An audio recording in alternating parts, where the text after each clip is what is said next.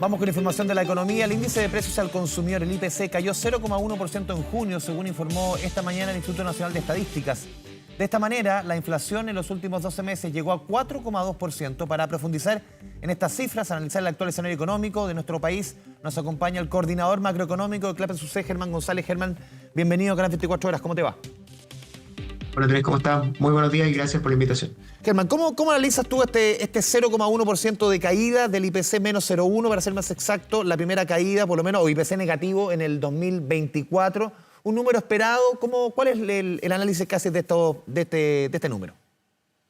Sí, es una cifra que estaba, la verdad, dentro de las expectativas, que son de diversas fuentes, como tú conoces, ¿verdad? Hay la encuesta de expectativa económica de hace un mes atrás, no tenía esta cifra, sino que proyectaba un aumento de 0,1%. La encuesta de algunas plataformas que se usan para ver proyecciones estaban más cercanas a cero, pero por ejemplo la encuesta de operadores financieros que hace el Banco Central a operadores de las mesas de dinero de los bancos, por ejemplo, tenían una proyección exactamente de menos 0,1%, por lo tanto no es sorpresiva la cifra. Sin embargo, es bien noticiosa porque se compone de variaciones bien importantes que se contraponen y probablemente de eso vamos a conversar. Sí, hay varios elementos aquí que se conjugan. Por ejemplo, el famoso Cyber Day, que parece que el efecto fue bien importante, ahí tú nos puedes explicar bien. Y también uno entra en los números, y está servicios de electricidad, una caída de 7,2% en el mes de junio. Esto tiene que ver con un alza, perdón. Esto tiene que ver con las alzas que estamos conociendo, que se van a dar durante todos los meses. ¿Cuál es tu opinión? Bueno, efectivamente, tuvimos, yo diría, digamos, dos grandes fuerzas que impulsaron la inflación al alza durante el mes de junio, que también hay que mencionarlo, el efecto de las lluvias, ¿verdad?, en el precio de algunas hortalizas, en el precio de algunos alimentos. La inflación de alimentos sigue bastante fuerte. Por otro lado, tenemos este aumento de las tarifas, que efectivamente corresponde a un anticipo de este proceso de alzas que va a acumular, como sabemos, un incremento de 57%, de acuerdo a estimaciones del Banco Central. Tuvimos un primer paso de ese reajuste de tarifa durante el mes de junio, este aumento de 7,2%, que tú dices que en la práctica significa que lo que esperamos es que en julio el aumento sea algo menor. Digamos, el punto es que nuestra expectativa o la expectativa de los mercados hasta hace pocas semanas era que todo el ajuste, el primer ajuste de tarifa eléctrica ocurriera en julio, pero con esto estamos viendo cierto anticipo de esa alza. Y por el lado negativo, así como digo que tenemos aumentos de precios de alimentos y tarifa eléctrica, tenemos bajas en el precio de las gasolinas durante el mes de junio, que esperamos que vuelvan a incidir negativamente en julio. Y por otro lado tenemos los efectos bien notorios, bien significativos de lo que atribuimos al efecto del Cyber Day durante junio, porque digamos hay caídas notorias en vestuario, en el precio de las zapatillas, muebles, electrodomésticos. El precio de las camas incluso, hay para todos los gustos. Absolutamente. Así es, está siendo destacado en el reporte del INE y eso tiene que ver, creemos nosotros, con estas bajas que se dieron a propósito del cyber, aunque todavía creo yo que de todas maneras una duda, ¿verdad?, que queda planteada es cuánto es el efecto de debilidad de la demanda interna que hay detrás de esto. Entonces, hay muchas noticias en este indicador, muchas fuentes de variación de precios. En principio, yo creo que esto no es algo que cambie, por ejemplo, la visión de la inflación para el resto del año ni para la conducción de la política monetaria, pero hay que seguir viendo si es que después de este dato negativo empezamos a ver algo de menor presión inflacionaria, porque la demanda también empieza a mostrar mayor debilidad. Sí, concentramos justamente en ese punto. Tú hablabas, no sabemos cuánto de este número hay de debilidad en la demanda, en el consumo de los chilenos. Lo vimos, por ejemplo, en último IMASEC, que lo conocimos hace una semana, que el comercio cae un 2%, un IMASEC bajito, 1,1%, hay una expectativa muchísimo mayor. ¿Cómo proyectas dentro de lo que se puede proyectar hoy día, hacer proyecciones en cualquier ámbito súper complejo, Germán, el IPC para el resto del año? Lo vimos en el último IPOM, cuando el Banco Central recalibra por el tema de la luz al alza el IPC de este año, el próximo, y generó harta discusión. ¿Cómo lo ves tú? A ver, nosotros en principio, primero, estamos esperando que julio sea un dato de IPC relativamente alto, algo cercano a 0,5%. Estamos revisando esas proyecciones y, y estimamos, ¿verdad?, que la inflación va a terminar el año levemente por sobre 4%, del orden de 4,3%, digamos muy en línea con lo que tiene el Banco Central y la visión más bien de consenso de mercado, pero como digo, eso hay que irlo, digamos, monitoreando mes a mes. Este mes, digamos, no fue, a mi juicio, una sorpresa inflacionaria. Fue un alivio, un descanso en este proceso de inflación, pero que, digamos, al final tiene aspectos bien positivos, principalmente porque, por ejemplo, no vamos a ver un aumento de la UEF, sino que una leve caída en los próximos 30 días, cosa que, digamos, se recibe bien. Eh, pero por otro lado, ¿verdad? Tenemos una inflación que ha sido más persistente de lo previsto y que va a obligar al Banco Central a mantener altas, las tasas altas por más tiempo. Y eso creo que es un panorama que todavía no ha cambiado, que como digo, falta todavía para ver si hay alguna noticia que cambie esa visión. Por el momento estamos viendo una inflación que se mantiene fluctuando levemente por sobre 4% hasta fin de año. Sí, Germán, de acuerdo a los últimos números y cifras oficiales que hemos conocido, ¿cuál es el momento económico de nuestro país? Porque, a ver, tuvimos cifras de empleo hace más o menos 10 días, caemos respecto a un año atrás, pero la generación de empleo es sobre todo en base al trabajo informal. Hay una preocupación, lo comentábamos recién, el IMASEC del mes de mayo, 1,1%, muy por debajo de las expectativas. Claro, el promedio está dentro de lo que se espera para este 2024. Y este IPC, ¿en qué momento está nuestra economía? A ver, yo creo que no es solo el último IMASEC, es la noticia que muestra alguna pérdida de dinamismo en la economía. Yo creo que la economía en los últimos 3 meses ha estado perdiendo dinamismo. Esto se ve si uno observa, por ejemplo, el IMASEC desestacionalizado, la economía viene retrocediendo. Partió el año muy bien, partimos el año muy bien. ¿Sí? Y eso generó mucho optimismo respecto de lo que podría ser este año y varias proyecciones se movieron a la cercanía del 3%, que era una buena cifra dentro de todo, después del 0,2% del año pasado. Pero lo que ha venido ocurriendo en los últimos 3 meses es que se ha venido frenando el dinamismo de la economía, o sea, estamos hoy día con una economía algo más débil, que cuando uno mira también el escenario internacional, también están apareciendo algunas nubes en el escenario internacional que partió muy bien también. Estados Unidos, por ejemplo, está con algunos indicios de pérdida de dinamismo.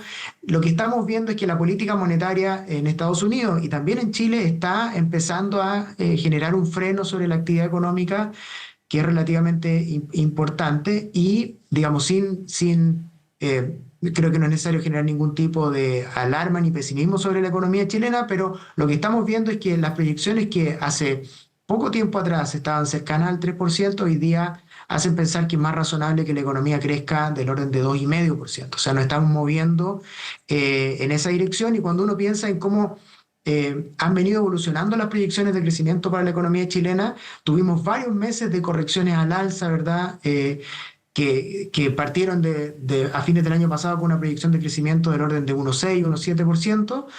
Yo creo que este mes, cuando conozcamos la encuesta de expectativa económica, vamos a tener una primera corrección a la baja y por lo tanto estamos en una especie de punto de inflexión, si se quiere, en ese rally, ¿verdad?, de proyecciones optimistas que tuvimos durante los primeros meses del año. Hoy día, yo creo que los analistas, ¿verdad?, el mercado está tomando algo más de cautela, el hecho de que, por ejemplo, la política monetaria va a seguir siendo contractiva por más tiempo, en parte por este fenómeno inflacionario que estamos viendo, de tarifa eléctrica me refiero, y eso más un escenario internacional que está haciendo algo más desafiante, también está quitando el impulso a la economía chilena. O sea, para explicarle a alguien que no está viendo, Germán, claro, la política monetaria, las tasas de interés que maneja o que esa que es la herramienta que tiene el Banco Central, están altas, están contractivas, está claramente recién a final de año, muchos especulan que podría llegar a esa fase neutral.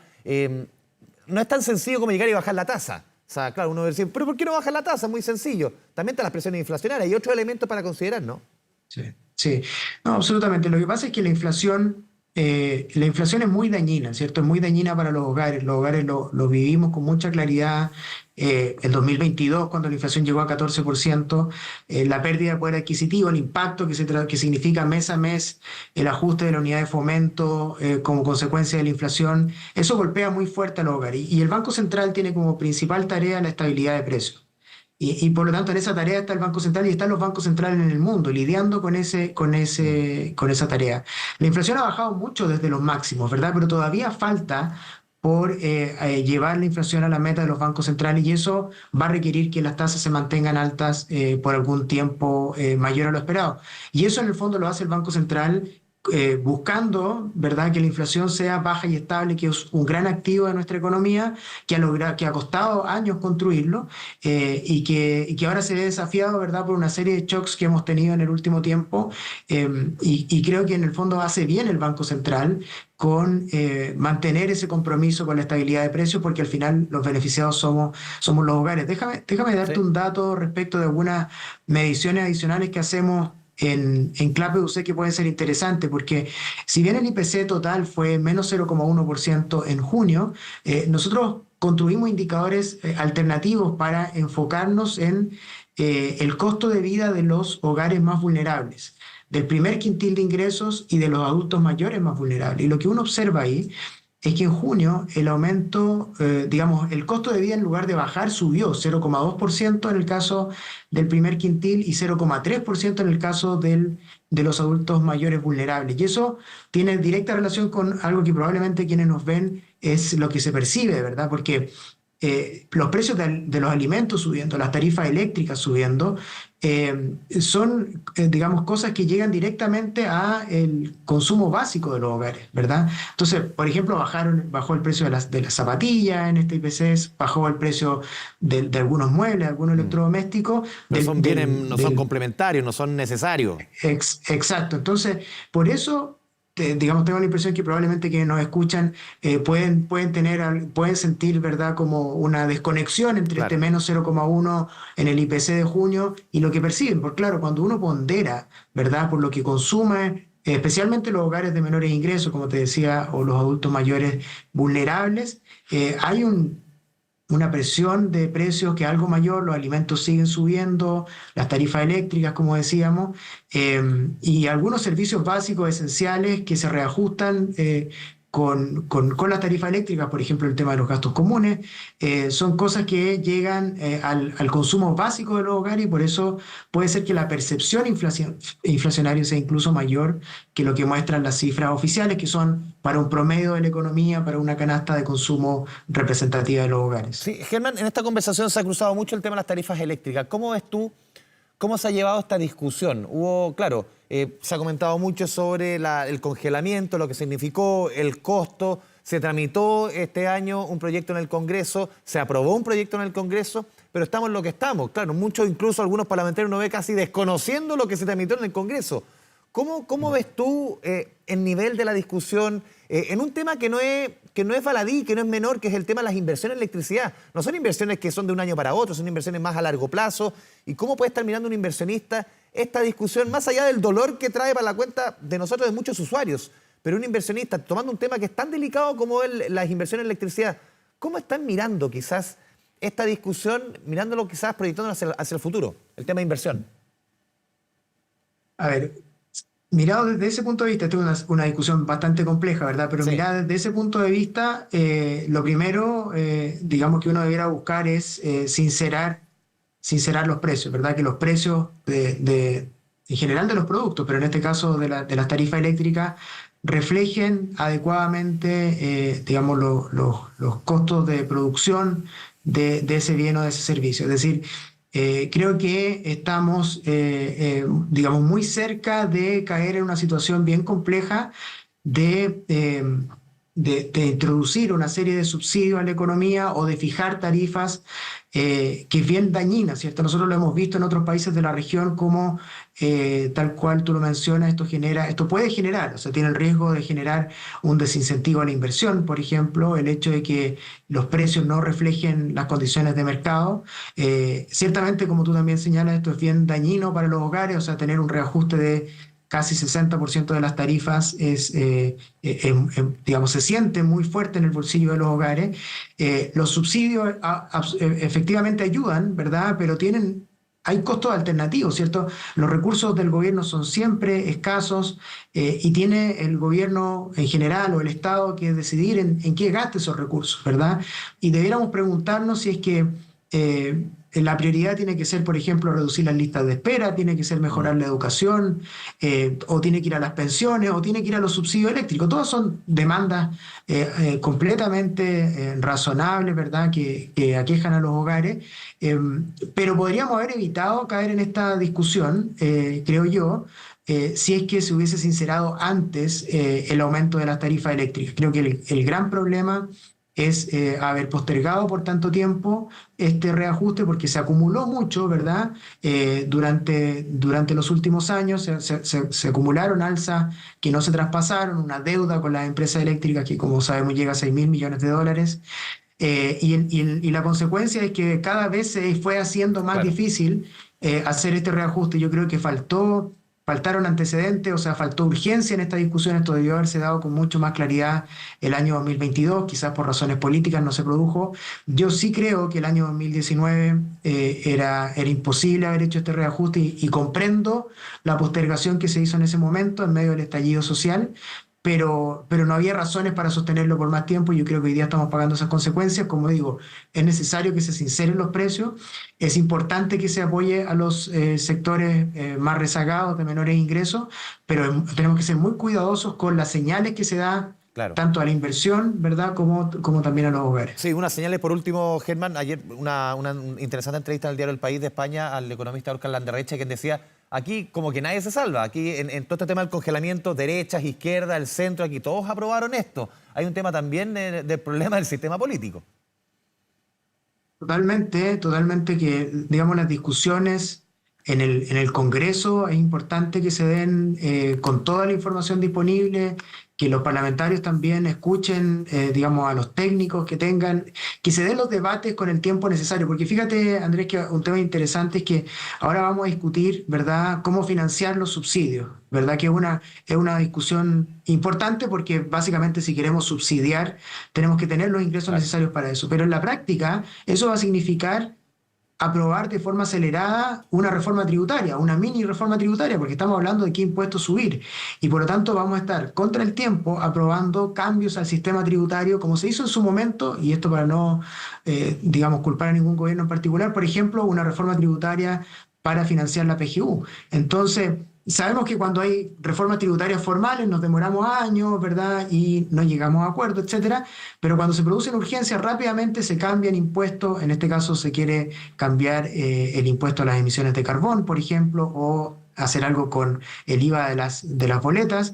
Pero básicamente va a ser una mini reforma tributaria legislada contra el tiempo, probablemente sin cuantificar los efectos que esto genera sobre empresas, sobre la economía y sobre distintos sectores. Y por lo tanto creo que es riesgoso caer en esta discusión acelerada de temas tan importantes como cambios al sistema tributario, digamos, por las necesidades de la población, pero que se podrían haber previsto y se podrían haber moderado con anticipación si es que el sinceramiento de las tarifas se hubiese producido mucho antes de lo que está ocurriendo. Germán González, coordinador macroeconómico de Clave Sucede, te agradecemos como siempre tu buena disposición con Canal 24 Horas. Buena jornada. Gracias. Gracias por la invitación, que esté muy bien. Chao, Buenos chao. días. 11:36, nos vamos a la pausa en Canal 24 Horas en la mañana informativa.